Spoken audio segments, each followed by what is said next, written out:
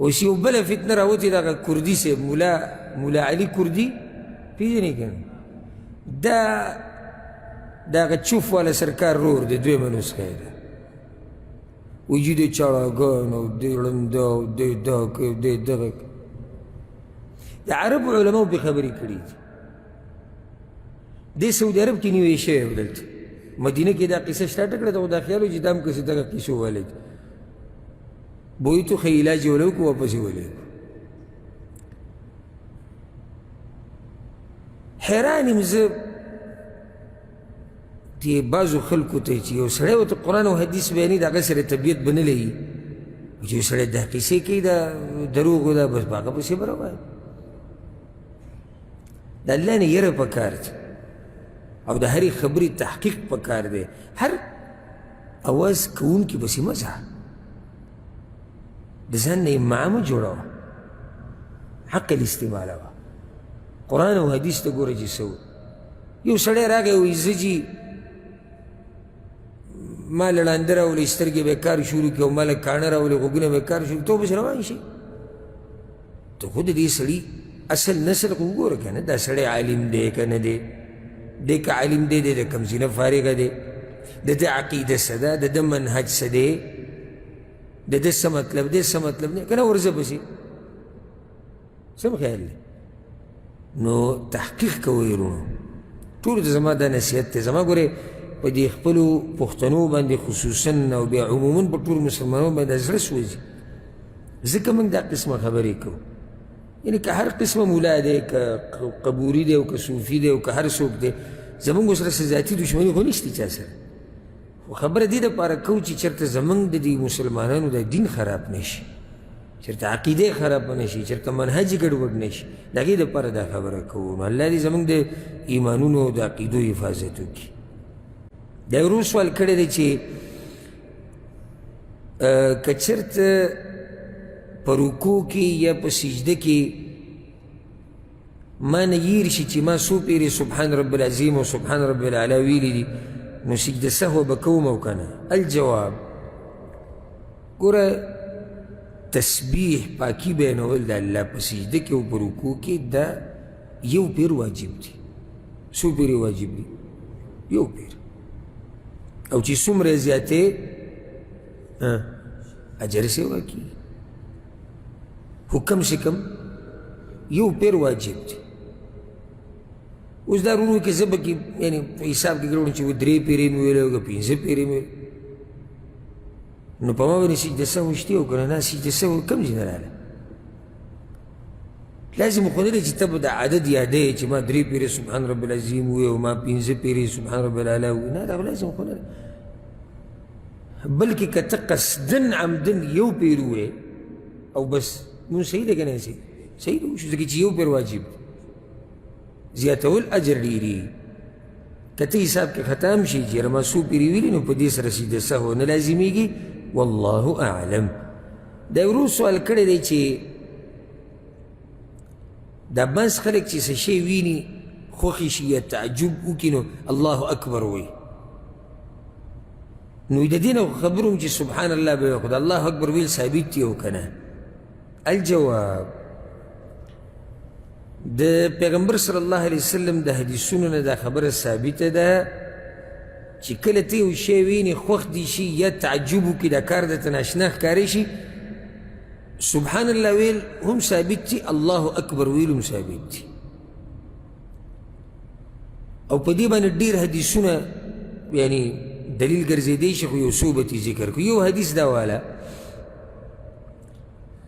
په صحیح بخاري کې دا روایت دی د ابو سعید الخدري رضی الله عنه پیغمبر صلی الله علیه وسلم دا ووي او ډېر د خوشحالي حدیث دی والذي نفسي بيده په هغه رب مې د قسم د چا په لاس کې چې زما ساده إني أرجو أن تكونوا ربع أهل الجنة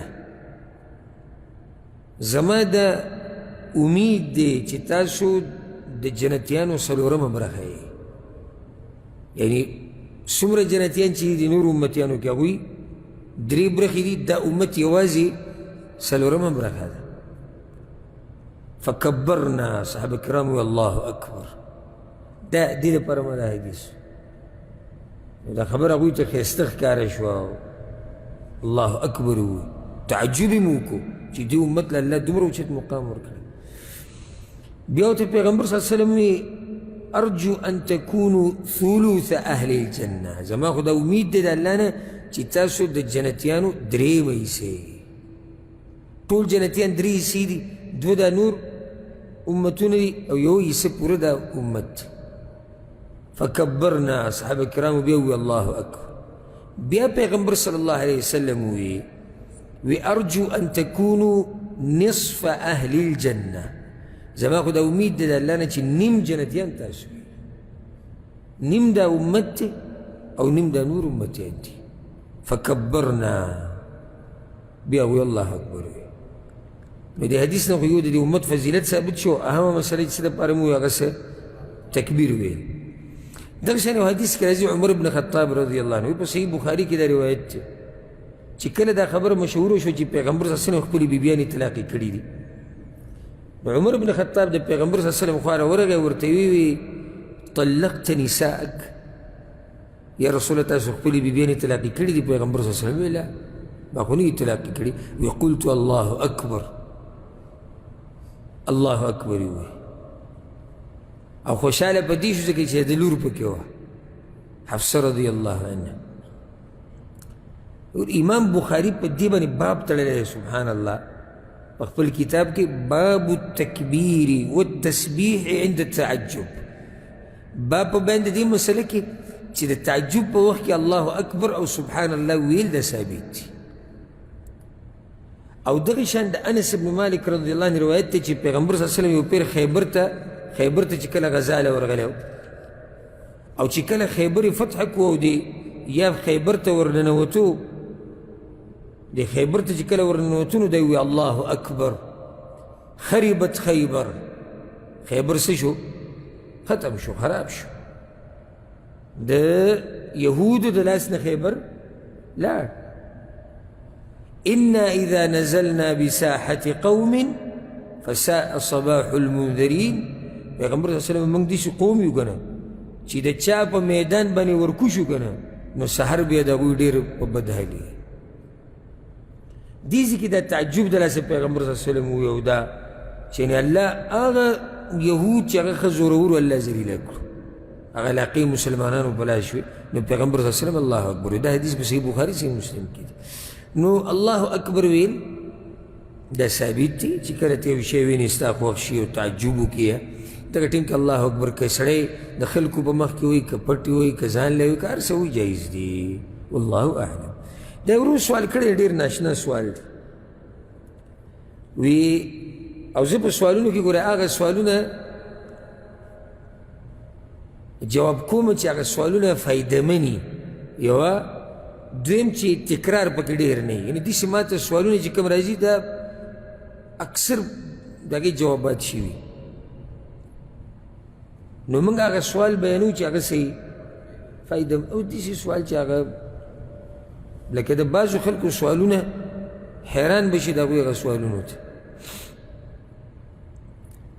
چې هغه سوال یعنی لایق د جواب به نه وي، یا به داسې سوال چې هغه ښه واضح.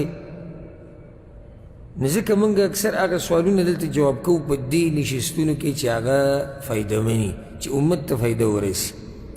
دا ورو سوال کړی دی او ناشنا سوال یې کړی دی، او خوندور سوال دی. هغه دا دی چې دا خبره خو واضحه ده چې ږیره د سړي ښایست دی، ږیره د سړي ښایست دی، نو دې جنتیانو ته الله دا ښایست ولې نه نصیب کوي؟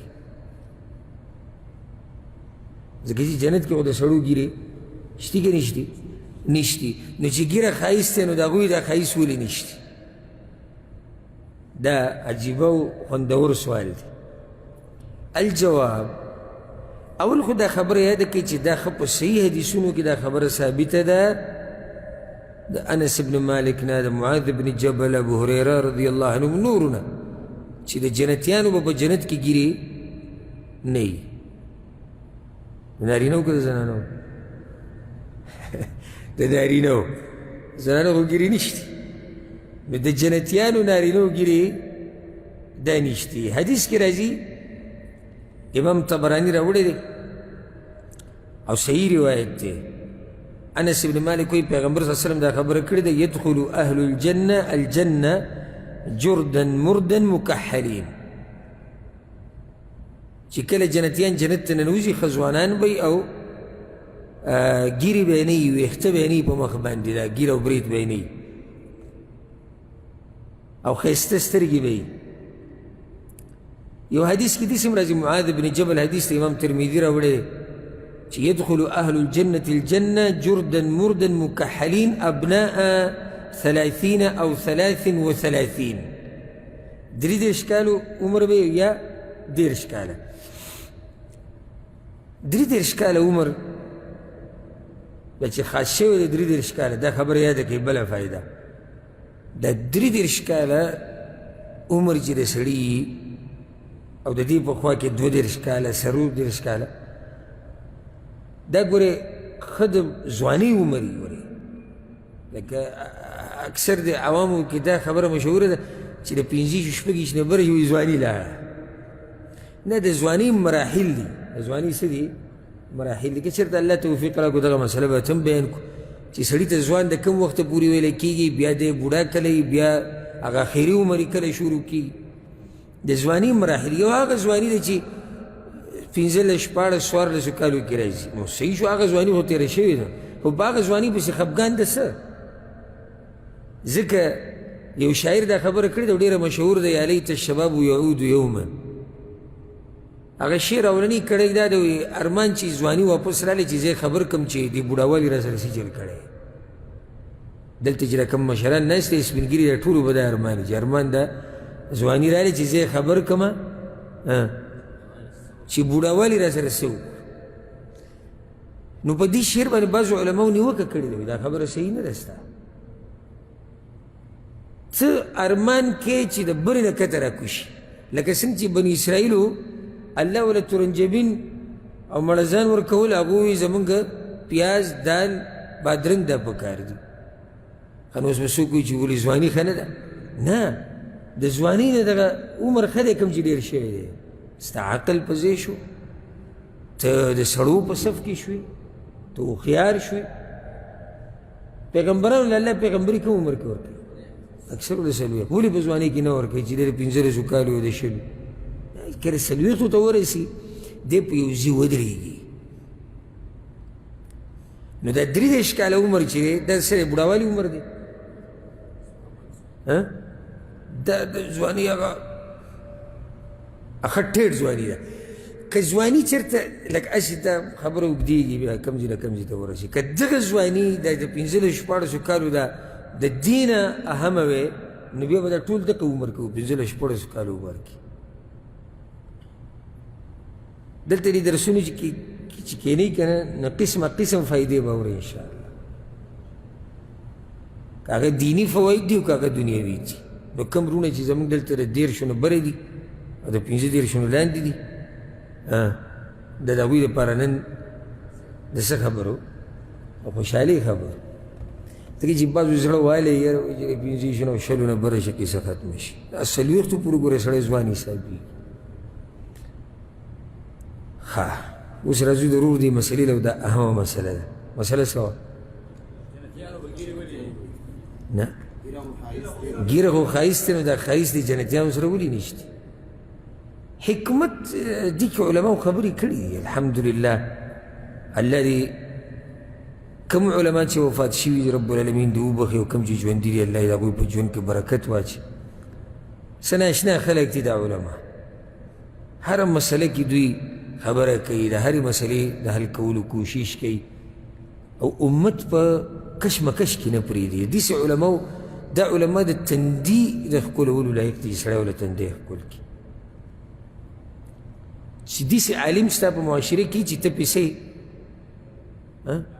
ډاډی، داسې کتاب یو عالم لیکلی دی اگر که مړ دی خو ته پې ډاډی. لکه څه مسله راله هغه کتاب کې به وګورو، مسله راله هغه شیخ ته به وو، هغه مفتي صاحب ته به وو، عالم ته به وو. چې اوس داسې مولوي صاحب باندې واوړي چې غریب له قرآن تلاوت صحیح نه ورځي، نو ته په ډاډۍ کې یېرېږه وکړې، یېرېږي یا الله زموږ دا مولوي صاحب څوک چې ته راګیر نه کړي په مسله کې.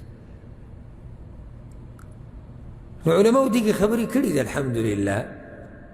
یو جواب بعضو علماء دا ذکر کړی وی جنت چې دی دا دارو تکلیف نه دی. دارو تکلیف معنی دا د عبادتونو ځای نه دی چې الله د بندگان په عبادت مکلف کړي دي، بلکې دارو ثواب و نعیم، دا د نعمتونو نه د مزو اخیستو ځای دی. نو الله پکې هر هغه څه ورکړي دي د جنتیانو له چې دوی ته مزې اخلي. نه هغه مزو کې یو مزه دا ده چې ښایست یې پوره شي، هغه ښایست هغه پوره کېده دا چې دوی ګیره نه کړي. دا بعض علماو جواب کړی. امام ابن القیم په قبر د الله د رحمتونو باران راووري، دا یو ناشنا سړی و، د ده جواب چې اوري په هره مسله کې نو سم داسې پکې لګي چې ته به ورته حیران شي. دا امام ابن القیم دا د شیخ الاسلام ابن تیمیه شاګرد دی. سړی وایي چې د استاذ ته حیران شم که د شاګرد ته حیران شم.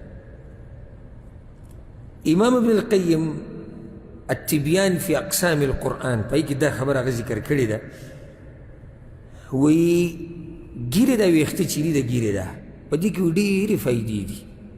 هغه د ګیرې مسله بیانوله، وایي په د ګیرې په دې ویښتو کې څه دي؟ ډېرې فایدې دي چې ډېر ته څه دي؟ ډېر ته محروم وي غریبانه. اوس دې انګریزانو شروع کړي ده په ګیرو باندې، او اکثر د دنیا پرست خلک چې دي او د کلاډیان میلاډیان او د ډرامو والا دوی ټولو شروع کړي دي. ښایست ویدلې کې دی او د دین د لاسه نه پوره ښایست. بعضو دا خبره نشر کړې ده د انګریزانو ملکونو کې اوپر دا دغه پوسټرې لګېدلي وي ګیره پرېږدئ او د کینسر نه ځان بچ کړئ. ګیره پرېږدئ او د کینسر نه ځان بچ کړئ. نو ګیره کې ډېرې فایدې دي، سړی پرې ښایسته ښکاري، د پیغمبر امتي پرې ښکاري. او امام ابن القیم خو ناشنا خبره ذکر کړې ده، یو خو سړی ښایسته ښکاري او دویم وایي هیبت یې ډېرې الوقار والهیبه.